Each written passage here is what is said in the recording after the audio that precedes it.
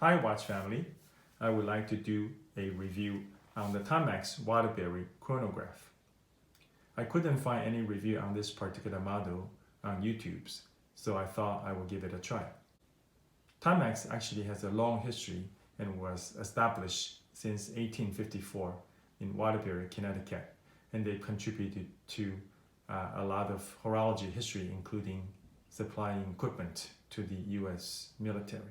I purchased the one with the bracelet to give a more durable option. However, I've switched to the strap and the leather because I find it just more classical. Now let us take a closer look of the watch. The dial is kind of like a dark gray. Because of the trick with Timex Indiglo, you actually could glow up. So I think it probably is a bit translucent for this to happen. The date window is at 4 o'clock.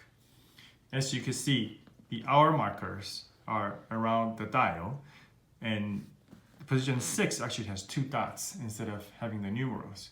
And you'll notice the font for 12, 3, and 9 are bigger. The hour marker is actually applied in a very thin way, almost look a bit like a sticker to me.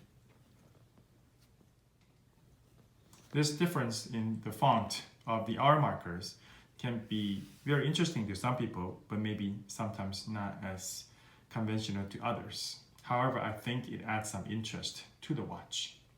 There is a 24-hour scale around the big hour markers as well. This watch has a domed mineral glass. From the side view, you can see it protrudes. I don't know if they have any anti-reflective coating at this price point. However, if you look directly on the dial, it's not too bad in terms of reflection. Now, in terms of the case, it is polished everywhere except a brushed surface. It's kind of around the dial where it phases you.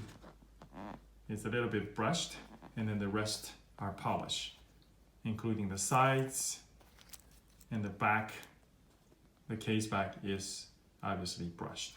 The crown is not signed, but it has this little concentric circle look. And I find the chrono marker, the tension is just about right. Not too stiff and not too soft, so you will not accidentally engage it too often. The case back here, you can see it's got all the inscription of Timex, the Waterbury, since the year. It's got the model number, and it is 5 atom or 50 millimeter water resistance. It is a snap-on, snap-off case back. You can see the little notch there. I wish it's screwed down. However, at this price point, it's probably difficult to do that. So here, let us look at the bracelet. It's actually brushed everywhere except these polished center links. It's pretty jingling, and it's got a hollow end link here. Again, at this price point, that's probably the way they used to save money. I found it actually kind of difficult to get off the watch as the space here is pretty tight. It's got a push button deployment.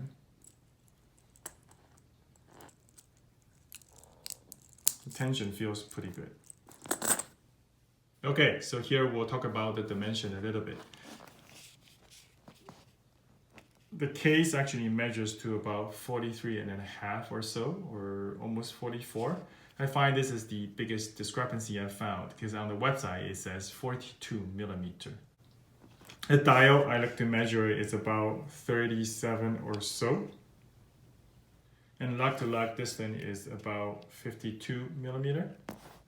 And the lug width is 22. Here is a shot on my wrist.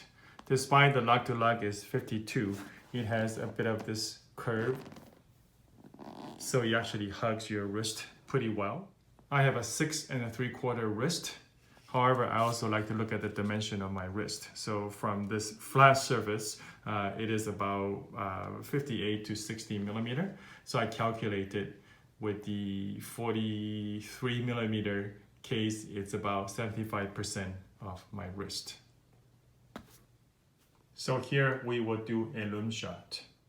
So here's the loom shot. It's got some loom on the hour and minute hands like we talked about. It's not super strong. However, because they have this secret weapon of Indiglo, it really compensates for it. So if you push down on the crown, you actually light up.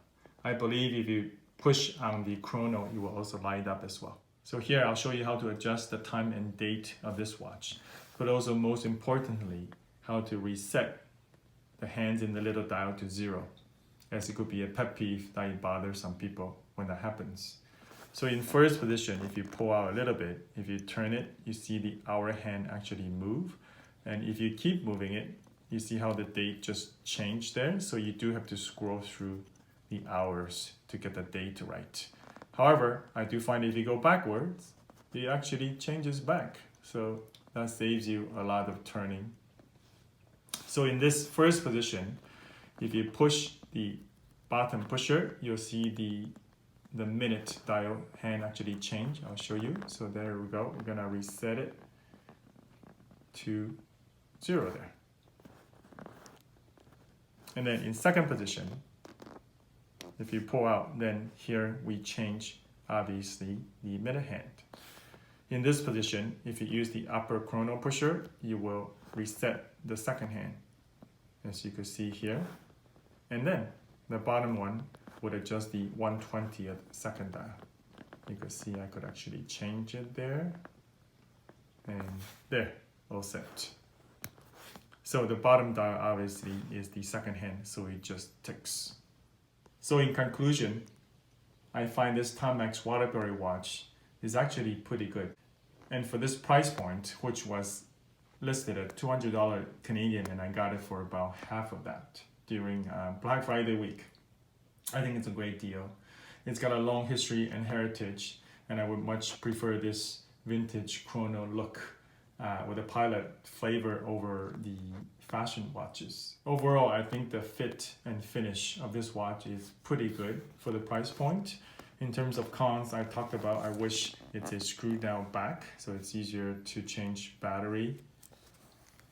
And also the hands, it's kind of got this glossy paint, and then the red paint over the tip is not the most precise. However, again, at this price point, these are probably the little details that we cannot get. We really do have to give credits to Timex for the recent release of these vintage inspired watches. And I'm excited to see what they will release in the future. Thanks for watching.